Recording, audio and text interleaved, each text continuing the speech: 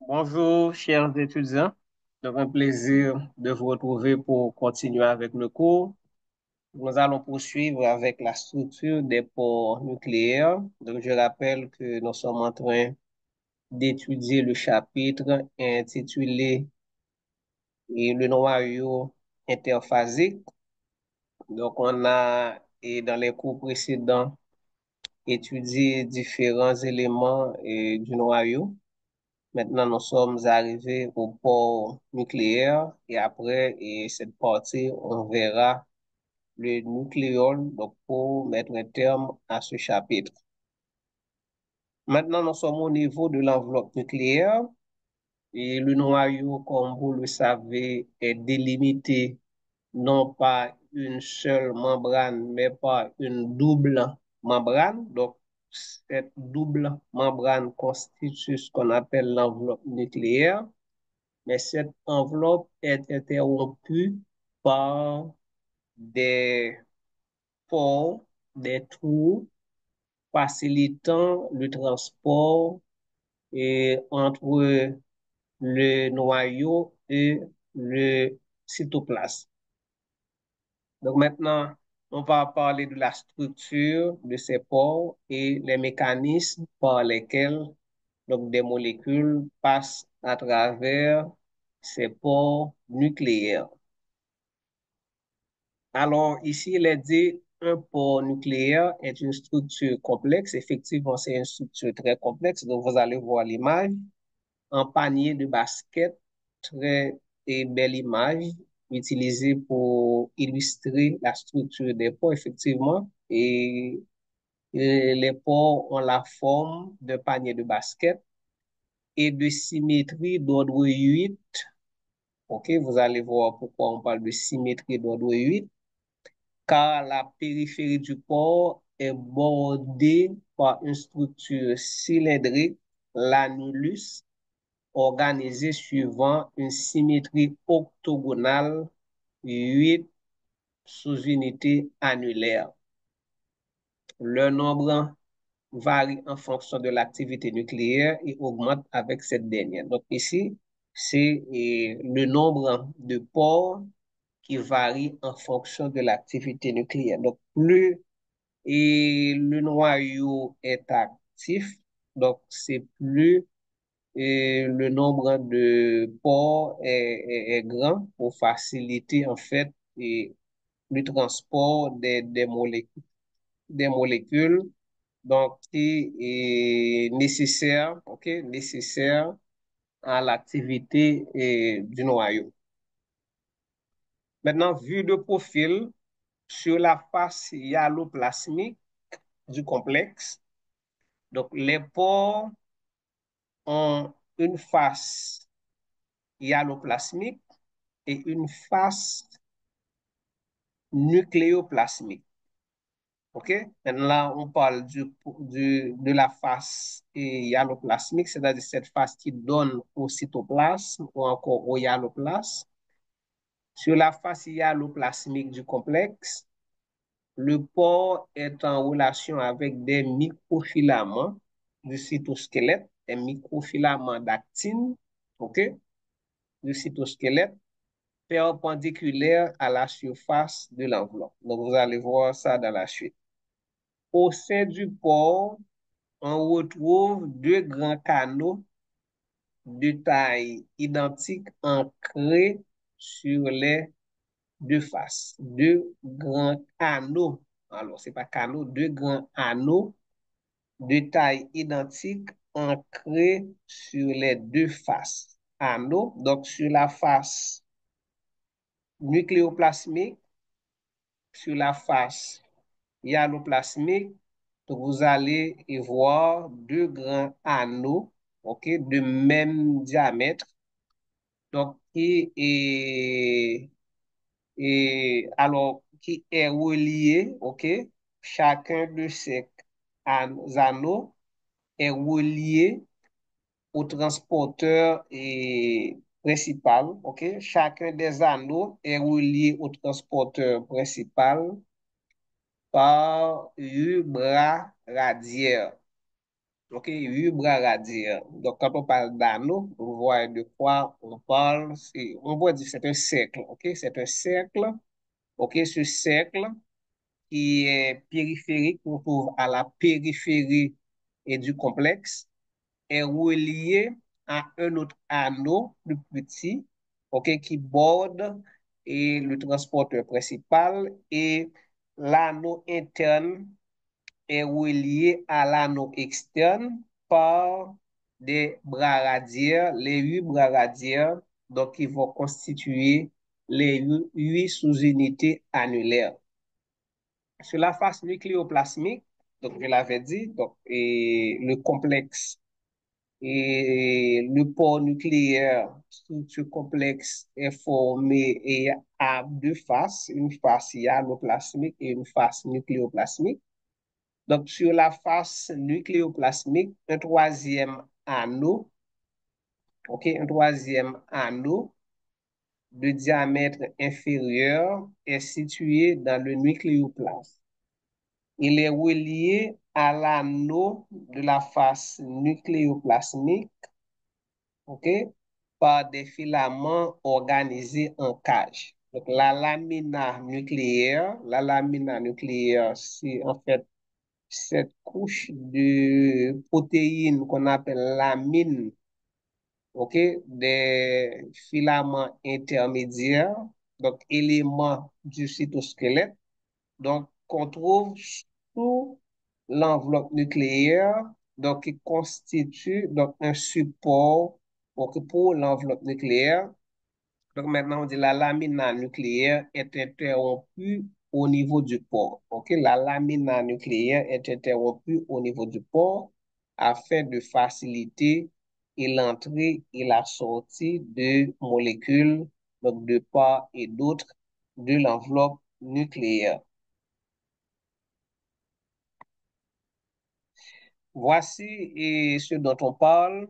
Donc, l'enveloppe et le port nucléaire vu de profil, de côté, OK, latéral, vu de profil.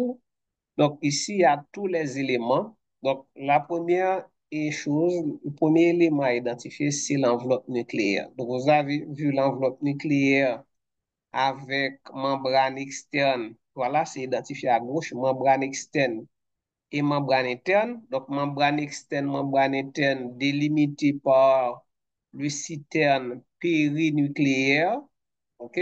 Maintenant, vous avez le pouvoir ici en noir, noir, les filaments intermédiaires qui constituent un support, OK? Un support à l'enveloppe nucléaire. Donc, c'est-à-dire que c'est capable de dessiner on dalle béton, c'est les poutres, ok, c'est les poutres, donc qui en bas dalle là, qui supportent dalle là. Donc, c'est un filament, ce réseau de filaments intermédiaires. Le troisième élément du cytosquelette mais constitue ce qu'on appelle la lamina nucléaire, donc une structure qui supporte ok, l'enveloppe nucléaire qui et donne à l'enveloppe nucléaire sa forme et ovoïde.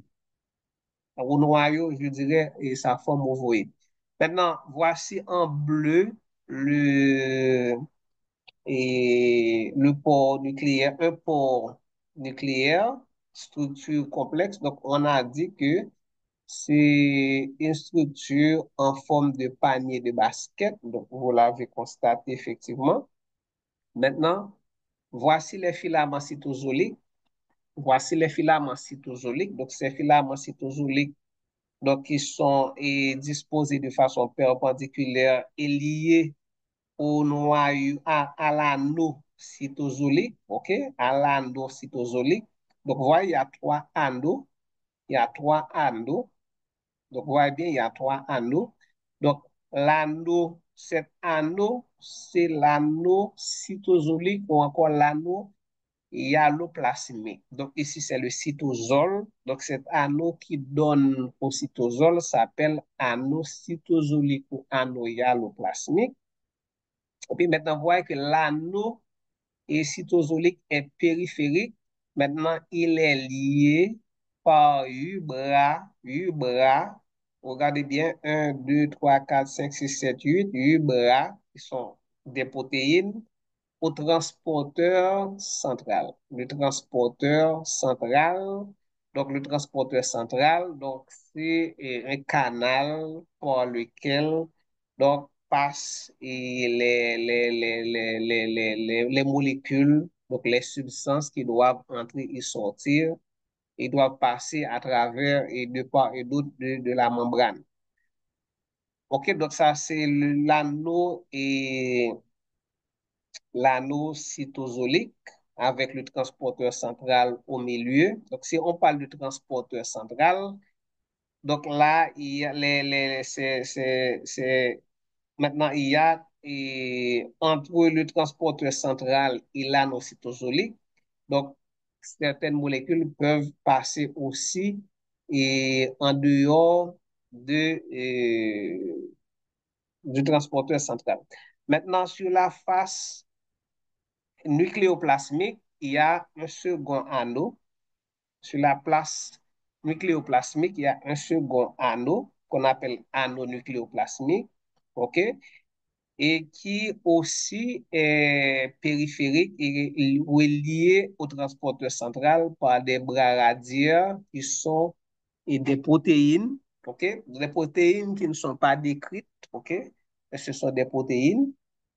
Et puis, et vous avez dans le nucléoplaste, donc un troisième anneau, mais plus petit. OK? Les deux anneaux, anneau cytosolique et anneau nucléoplasmique, plus grand avec un diamètre de 120 nanomètres. Et puis, dans le nucléoplaste, OK, dans le nucléoplaste, donc vous avez un petit anneau nucléoplasmique qui est peut-être de l'ordre de 60 nanomètres. Voilà et la structure de la localisation et du port nucléaire et sa structure, sa forme. La forme, c'est une forme de panier de basket. Donc, structure, trois anneaux, anneaux et cytosolique, anneaux nucléoplasmique, anneau et un petit anneau nucléoplasmique. Donc, les deux principaux anneaux sont reliés au transporteur principal par des bras radiaires qui sont constitués de protéines. OK? Et vous avez des filaments, OK? Des filaments intermédiaires, des protéines encore qui relient le petit anneau nucléoplasmique à l'anneau nucléoplasmique et au plus grand anneau nucléoplasmique. Donc voilà ce qu'on appelle port nucléaire qui facilite l'échange entre le noyau et le cytosol, entre le noyau et le cytoplasme. Donc voilà, c'est très complexe. Maintenant, alors vu de dessus, donc maintenant ici on a une vue latérale ou encore de profil. Maintenant ici c'est vu de dessus, le port comporte un orifice central, diamètre de 10 à 30 nanomètres, qui constitue ce qu'on appelle le transporteur principal. Et voyez, il y a 8 canaux latéraux. Ces canaux aussi sont des ports à travers lesquels et des molécules vont aussi transiter. Donc, 8 canaux latéraux délimités par les deux anneaux, OK, et les deux par 8 bras radiaires. Alors, pourquoi 2 par 8 bras radiaires? Donc, il faut revenir ici. C'est parce que vous avez deux grands anneaux. Donc, premier anneau, anneau cytosolique, li relié au transporteur principal par 8 bras radiaires. Et le second grand anneau, anneau nucléoplasmique, li relié au transporteur principal aussi par 8 bras radiaires. Donc, vous avez 8 bras radiaires d'un côté, 8 bras radiaires de l'autre côté. Donc, c'est 2 par 8 bras radiaires. OK? Donc, les deux fois 8 bras radiaires. Donc, la composition chimique des pores nucléaires n'est pas complètement déterminé, élucidé. Cependant, on sait que 50% des protéines sont des nucléoporines, c'est-à-dire des glycoprotéines, des protéines associées à des oligosaccharides. Donc, ce sont des glycoprotéines. Donc, ces glycoprotéines interviennent dans les transports au niveau des pores en interagissant avec les complexes protéiques d'importation, complexes protéiques d'importation et d'exportation grâce à leur séquence FG, F-phénylalanine et G pour glycine. Donc, maintenant, une molécule qui doit traverser les pores nucléaires et cette molécule ne peut pas à elle seule transiter. Donc, il faut qu'il y ait un complexe. Cette molécule doit être prise en charge par des transporteurs. OK? Donc, c'est ces transporteurs. La molécule à transporter plus les transporteurs, OK? Transporteurs et autres molécules, donc vont constituer un complexe. Et c'est ce qu'on appelle complexe d'importation s'il s'agit de faire entrer une molécule dans le noyau, complexe d'exportation s'il s'agit de faire sortir une molécule dans le noyau. Et il y a la reconnaissance, OK? Il y a la reconnaissance entre transporteurs et les protéines à transporter grâce à des séquences qu'on appelle séquences FG. Donc, c'est des séquences qui sont riches en deux acides aminés qu'on appelle phénylalanine et glycine. Donc, on rappelle que glycine, c'est l'acide aminé le plus simple. Les échanges nucléoplasmiques, les échanges nucléoplasmiques se déroulent dans les deux sens. Du cytosol vers le nucléoplasme, on appelle import. Du nucléoplasme vers le cytosol, c'est l'export. Donc, importation, exportation. Maintenant, quelles sont les molécules qui peuvent entrer, qui peuvent sortir du noyau? On regarde. Donc, des protéines capables de sortir et protéines caryophiles, ouais, caryon noyau capables d'entrer. Vous avez des ions, des métabolites, petites molécules et poids moléculaire inférieur à 40 kilodaltons, donc capable d'entrer, capable de sortir. ARN de transfert, ARN et messager small nucléaire ribonucléique ribonucléoprotéines capables d'entrer et oui capable d'entrer. Nous gagnons petit ARN, ok, petit ARN qui va l'associer à des protéines pour former des complexes ribo et petits complexes ribonucléoprotéiques qui va l'entrer.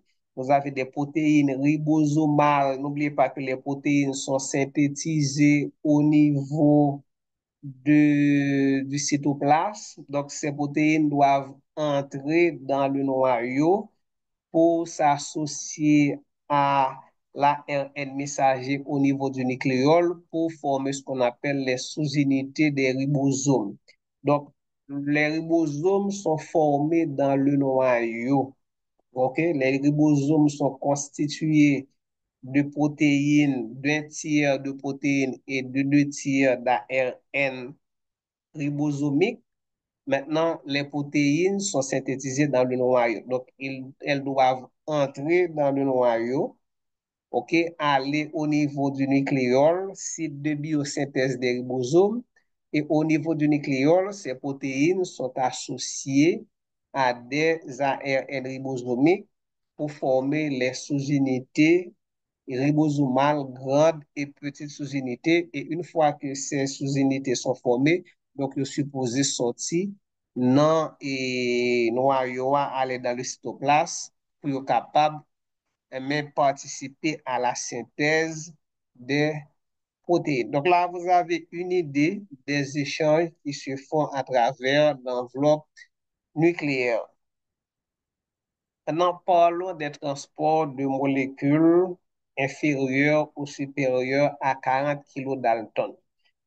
Alors, pour les molécules qui sont inférieures à 40 kilodaltons, le poids moléculaire, cela concerne les nucléotides, les ions, les petites protéines. Ces molécules traversent les pores par diffusion sans consommation d'énergie. Elles empruntent les canaux latéraux. Donc, les molécules peuvent passer à travers les 8 canaux latéraux. Elles peuvent aussi transiter via le transporteur central. OK? Maintenant, les canaux latéraux sont réservés, destinés aux molécules d'un poids moléculaire inférieur à 40 kilodaltons. Et ces molécules traversent sans consommation d'énergie. Donc, on parle de diffusion. Maintenant, en ce qui concerne les molécules qui ont un poids moléculaire supérieur à 40 kilodaltons, donc ces molécules empruntent le transporteur central et le transport consomme de l'énergie. Donc, l'énergie utilisée ici provient de GTP et non de ATP. Donc, guanosine triphosphate. C'est important. Quand on parle d'énergie et dans les processus cellulaires, le plus souvent, on se réfère à ATP. Donc, ATP n'est pas toujours la source énergétique nécessaire au déroulement des processus cellulaires. Donc, ces molécules empruntent le transporteur central et le transport nécessite de l'énergie. Le transport se fait en 4 étapes. Donc, nous allons voir les 4 étapes du transport et au niveau du transporteur central. Dans le compartiment de départ, le compartiment de départ peut être soit le hyaloplaste, soit le nucléoplaste. La molécule à transporter, cargo, s'associe à 2 types de protéines spécialisées pour former un complexe d'importation ou un complexe d'exportation. OK? Donc, complexe d'importation, la molécule doit entrer dans le noyau. Complexe d'exportation, la molécule doit quitter le noyau. Les complexes d'importation sont formés d'importines. Donc, les importines, alpha et bêta, c'est des protéines, OK, des protéines spécialisées, OK, donc dans le transport nucléaire. Donc, ces protéines, la molécule a transporté le cargo, la molécule a transporté doit s'associer, OK, et aux importines et à une autre protéine qu'on appelle RAN, R-A-N. RAN, c'est pour Race Related Nuclear Protein, OK? Donc, c'est, en fait, RAN, c'est quoi? C'est une protéine, c'est un enzyme, c'est une protéine G, ok? Notez ça, RAN, c'est une protéine G. Les protéines G, c'est des protéines qui s'associent à GTP, guanosine triphosphate, ok? Quand on parle de protéines G, donc ça, terme ça, qu'un pour moi, protéine G, donc c'est des protéines qui s'associent au GTP. Donc maintenant, quand il s'associe au GTP, eh bien, la protéine est active. Maintenant, quand la protéine s'associe à GDP, la protéine est inactive. Mais cette protéine a la capacité d'hydrolyser GTP en GDP. Donc, protéine G. Donc, RAM, ici, c'est une protéine G. OK? On peut dire aussi c'est une GT-pase. OK? GT-pase, protéine G. Donc, c'est non ça que nous sommes capables d'utiliser pour la protéine RAM. Donc, maintenant, Et le complexe d'importation, il est constitué des protéines alpha et éventuellement bêta et de la protéine G, RAN. Donc, les protéines importées portent une séquence signal Nuclear Localization Signal. Donc, les protéines qui sont importées, c'est-à-dire que les protéines importées, attendez bien, oui, protéines importées, si on prend une protéine du noyau, non, du cytoplasme, on entre dans le noyau avec, mais qu'on est protéine, ça a un signal, il y a une séquence signal, mais qui pral et permettre lié avec les importines, ok, qui va le permettre de lier avec les importines, et c'est ça qui va le faire que importine nan, eh bien, prendre la entrer ensemble avec. Donc, bagay yo pas fait comme ça. Donc, tout ça qui a entré dans le noyau, toute protéine qui a entré dans le noyau, il y a une séquence signal ça, NLS. Dès pour que NLS, ça veut dire que mais ou un passeport pour entrer dans le noyau. Et par conséquent, donc l'arrivée et qui est-ce qu'on prend pour entrer dans le noyau ensemble avant, c'est importine. Importine pour le reconnaître, il faut qu'on gagne NLS là. Nuclear Localization Signal. OK? Donc, nous gagnons des thèmes là. Petite GTPase. Petite GTPase fait référence à la protéine RAN.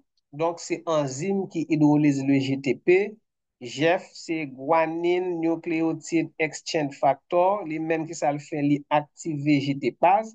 En fait, GTPase, ce qu'il faut savoir, c'est que et la protéine RAN, ce n'est pas une protéine qui gagne une grande capacité d'hydrolyse. C'est-à-dire que c'est une protéine qui a une capacité GT-basique faible. Donc, les besoins ont l'autre protéine qui peut stimuler, qui peut activer, ok, qui peut activer ou bien qui peut désactiver. Par exemple, vous avez GAP. GAP, c'est guanosine et GT-Pase activating et protéine, les mêmes qui ça le fait, les inactiver la GT-Pase et inactivation GT-Pase là, qui ça lié, c'est l'hydrolyse de GTP. Donc, quand l'hydrolyse de GTP, quand le GTP et guanosine triphosphate est hydrolysé en GDP plus PI, mais c'est que la protéine est active. Donc, je rappelle que la protéine RAN, c'est une protéine G. Donc, les protéines G sont des protéines qui sont associées à GTP. Mais la protéine G, hein, il y a une capacité pour les capables de transformer GTP ça en GDP et PI. Donc, c'est l'hydrolyse de GTP. N'oubliez pas que c'est GTP. Donc, GTP, c'est guanosine triphosphate. Maintenant, s'il y a hydrolyse de GTP, mais on parle d'un groupement phosphate qui a détaché de GTP. Après ça, qui sont parlé comme résultat, on a gagné guanosine diphosphate plus un groupement phosphate qui est libéré. Donc, quand il y a hydrolyse de GTP, mais la protéine G est inactive. Mais quand la protéine est associée au GTP, qui n'est pas encore hydrolysée, la protéine est active. Donc, si vous avez et la protéine G qui est liée à GDP, mais elle est inactive, mais on est capable d'activer. On a l'autre protéine qui c'est GEF, ok, guanine nucléotide exchange factor, qui est capable même activer la GTPase. Donc, GAP désactive, GEF active.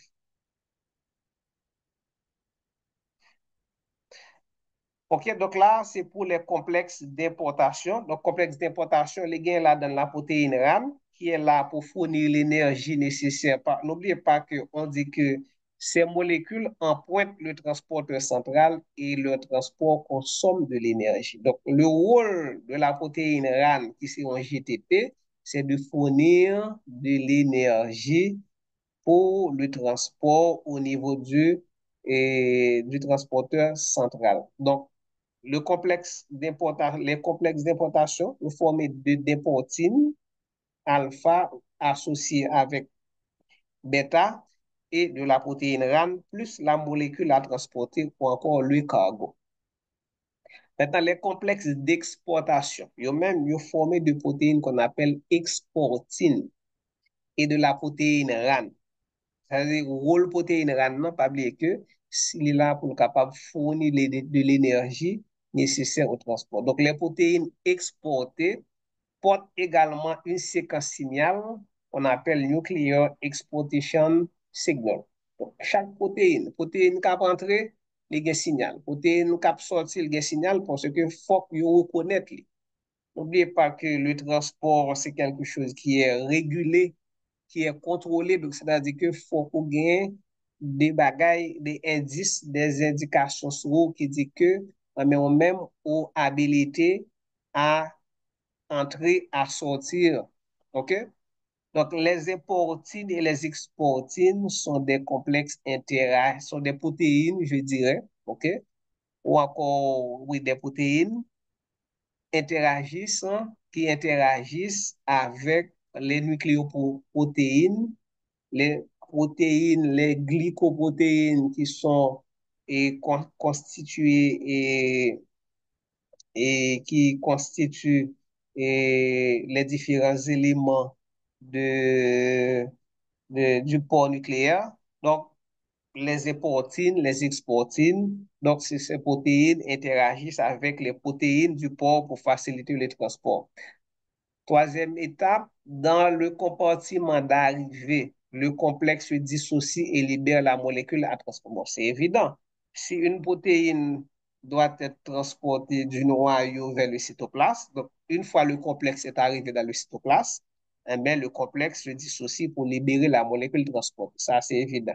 Les importines et les exportines, ce sont des transporteurs. Donc, on peut considérer les exportines et les importines comme des transporteurs. Donc, retourne dans le compartiment de départ en empruntant le transporteur central. OK? Donc, importino, c'est prendre une molécule de l'extérieur dans le cytosol pour mener dans le noyau. Donc, une fois qu'elle dépose les molécules dans le noyau, elle retourne dans la place. Exportine dans lui-même, dans le noyau, il prend molécule dans le noyau, elle transporter dans le cytoplasme, Donc, une fois que vous faites travail, vous déposez marchandises, et bien, retourner dans la caillou pour être capable de continuer à assurer le travail. Donc, remarque, RAN est une protéine G monomérique. Monomérique, c'est-à-dire c'est une protéine qui est constituée d'une seule chaîne polypeptidique. OK? Chaîne polypeptidique, c'est une protéine avec une structure tertiaire. Le fait que c'est monomérique, c'est une protéine tertiaire qui présente une activité GT-basique faible, c'est-à-dire sa capacité à hydrolyser, donc le GTP est faible. Donc, cette activité est fortement stimulée par une autre protéine qu'on appelle RAN-GAP. RAN-GAP est exclusivement cytoplasmique, OK? En conséquence, RAN-GDP est cytosolique. RAN-GAP est localisé au niveau du complexe de désassemblage qui est situé sur les filaments cytosoliques accrochés au grand anneau cytosolique des pores nucléaires. L'échange de GDP par GTP. Donc, si vous avez GDP et vous pouvez le transformer en GTP, mais cette transformation, cet échange est facilité par RANGEF. Donc, vous avez les définitions des sigles dans le slide précédent. C'est guanosine, nucléotide, exportine et facteur. Donc, RANGEF est exclusivement nucléaire. En conséquence, RAN-GTP est localisé dans le noyau. Alors, note additionnelle, les protéines G sont des protéines qui lient le GTP et l'hydrolyse en GDP pour réguler divers processus biologiques. Donc, elles agissent comme des interrupteurs moléculaires passant de l'état actif lorsqu'elles sont liées au GTP à l'état inactif lorsqu'elles sont liées au GDP. OK, ici, qu'est-ce qu'on nous explique? C'est le mécanisme de transport 1. En 1, qu'est-ce qu'il y a? Les protéines bêta a plus d'affinité pour la protéine NLS que pour RAN-GDP, assemblage du complexe Là, on vous explique les différentes étapes du transport à travers l'enveloppe nucléaire. OK? On passe maintenant à une autre partie qu'on appelle le nucléole pour terminer avec le cours. Alors, le nucléole, ce n'est pas un organisme.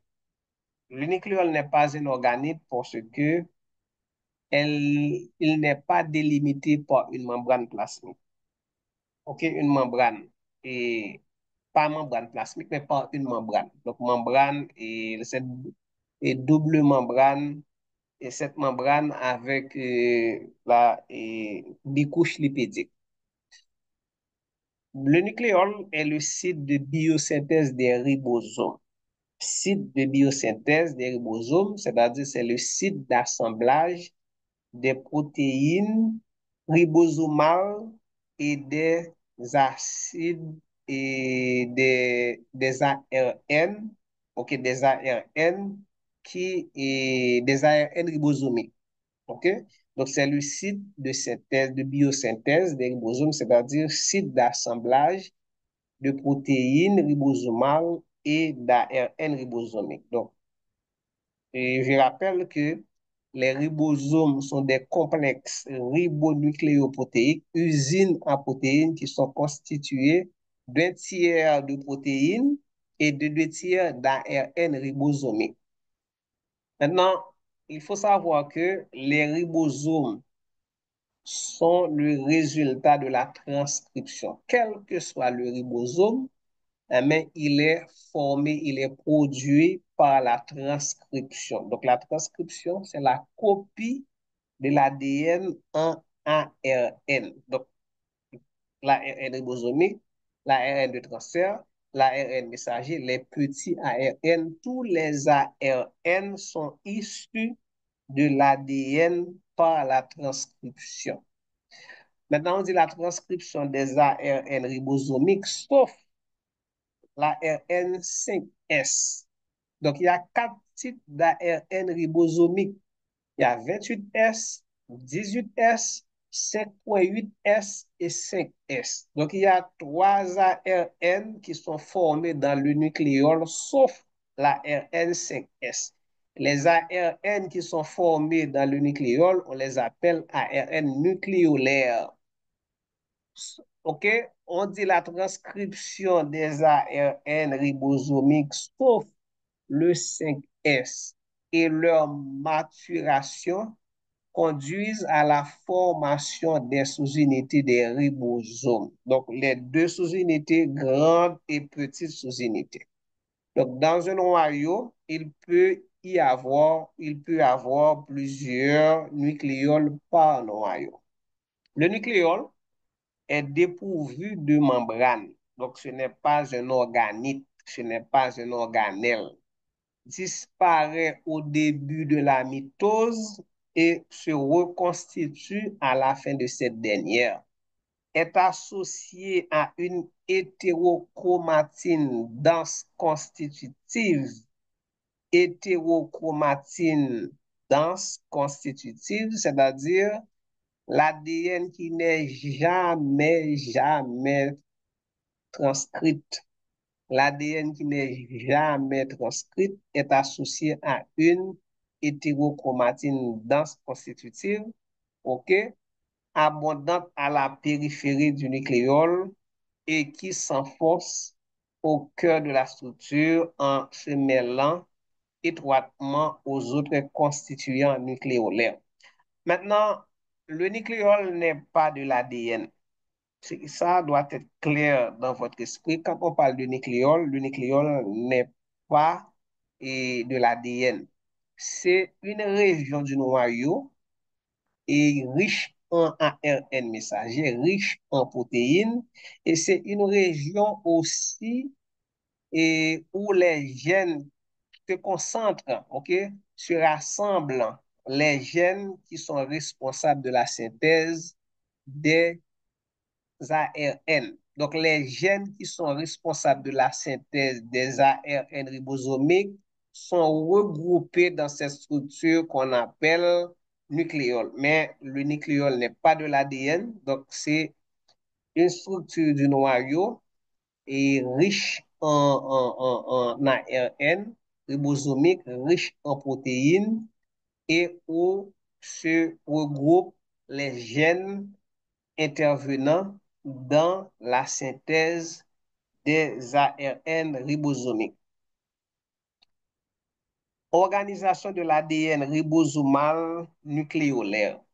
ADN ribosomal nucléaire, c'est-à-dire les gènes ADN, ok, qui portent l'information nécessaire, les séquences d'ADN qui portent l'information nécessaire à la synthèse des ARN ribosomiques. Le génome humain comporte 150 à 200 copies identiques du gène codant les trois ARN ribosomiques nucléolaires. Donc, écoutez bien, il y a un gène qui est responsable de la synthèse des trois ARN nucléolaires. Les trois ARN ribosomiques nucléolaires, c'est ARN 28S, ARN 18S et ARN 5.8S, c'est-à-dire les ARN qui sont synthétisés au niveau du nucléole, c'est ces trois ARN. Le 5S n'est pas synthétisé au niveau du nucléole. Le 5S, c'est un ARN ribosomique non nucléolaire. Les copies sont localisées au niveau des régions chromosomiques, des boucles des régions chromosomiques appelées organisateurs nucléolaires situées au niveau des constrictions secondaires des bras courts de 5 paires de chromosomes. Donc, dans la structure de chromosomes, on a vu le centromère, ok, ou bien constriction principale, et il y a aussi des constrictions secondaires qui délimitent les télomères, ok, du partie centrale du chromosome. Maintenant, on vous dit quoi? Les copies, les copies du gène codant les trois ARN ribosomiques nucléolaires sont localisées au niveau des régions chromosomiques appelées organisateurs nucléolaires situées au niveau des constrictions secondaires des bras courts de 5 paires de chromosomes 13, 14, 15, 21 et 22. Sur un même chromosome, les gènes nucléolaires sont séparés par des espaceurs intergéniques non transcrits. Espaceurs intergéniques non transcrits. Donc, on a dit que vous avez plusieurs copies du même gène sur un chromosome, mais les copies sont séparées par des séquences d'ADN, on les appelle des espaceurs intergéniques non transcrits. OK? Donc, ces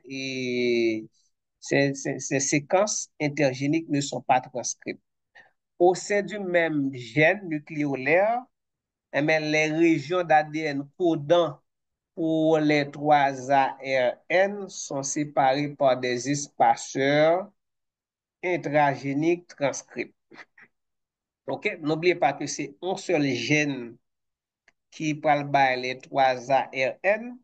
Donc maintenant, dans le gène, ça, eh bien, ou gagné on dit ici, les régions d'ADN codant sont séparées par des espaceurs intra. Donc, entre les gènes, entre les copies des gènes, donc vous avez des espaceurs intergéniques entre les gènes, mais au sein d'un même gène, donc vous avez aussi des espaceurs intragéniques transcrits. Donc, la différence, c'est que les espaceurs entre les gènes ne sont pas transcrits, mais les espaceurs dans le même gène, eh bien, espaceurs sont capables de transcrire. Maintenant, compartimentation du nucléole. Après observation du nucléole au microscope électronique à transmission, on observe principalement trois compartiments. Il y a le centre fibrillaire. Centre fibrillaire, il correspond aux espaceurs intergéniques non transcrits. Il peut être présent en un ou plusieurs exemplaires par nucléole. Il y a le composant fibrillaire dense, il est plus dense aux électrons et entoure le centre fibrillaire. C'est le site de maturation des ARN ribosomiques. Et ensuite, vous avez le composant granulaire, c'est le site de stockage des particules pré-ribosomiques avant leur exportation et de diverses protéines ribosomales.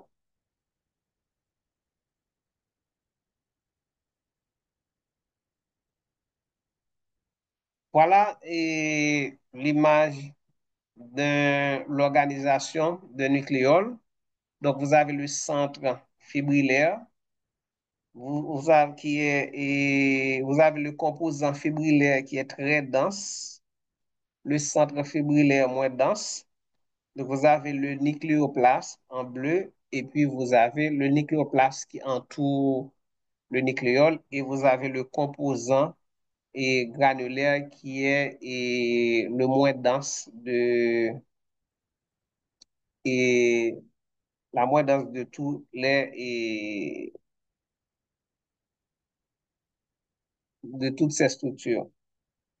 Retranscription et maturation de l'ARN ribosomique nucléolaire. Dans une cellule, il y a plusieurs millions d'ARN ribosomiques à synthétiser, sachant qu'une cellule contient plusieurs millions de ribosomes.